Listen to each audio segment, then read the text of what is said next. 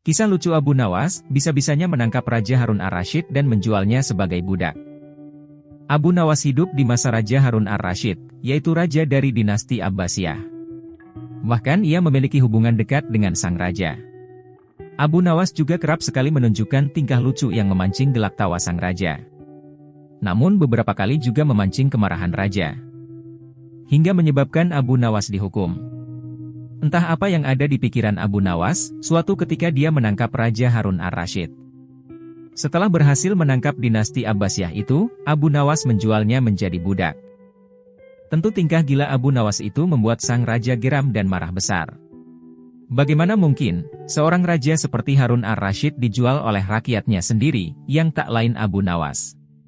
Tidak terima atas perlakuan Abu Nawas, Raja Harun ar-Rasyid memerintahkan pasukan kerajaan untuk menangkap Abu Nawas. Para pasukan utusan kerajaan langsung melakukan pencarian dan mendatangi rumah Abu Nawas.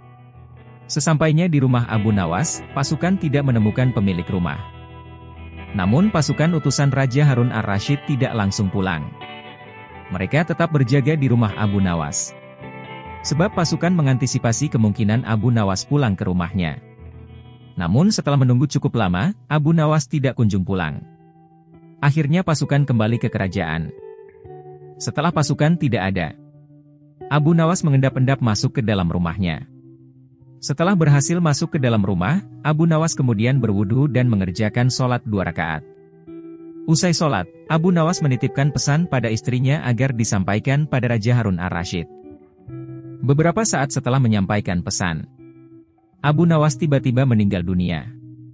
Kejadian itu sontak membuat istrinya sedih dan menangis histeris karena kepergian suaminya yang tiba-tiba.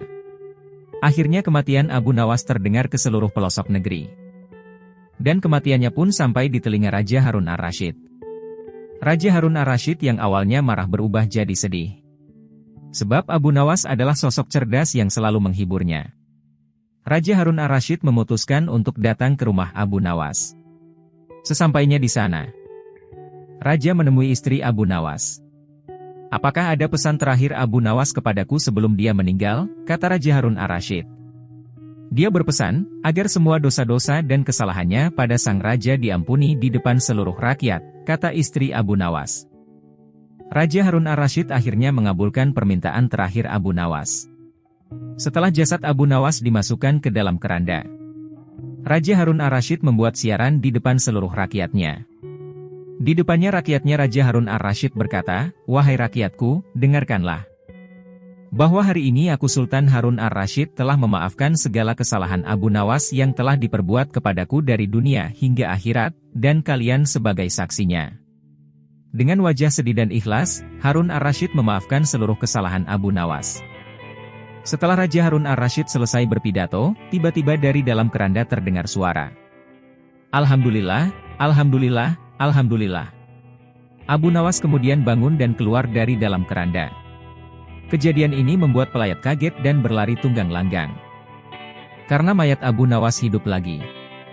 Namun setelah diselidiki ternyata Abu Nawas memang tidak meninggal.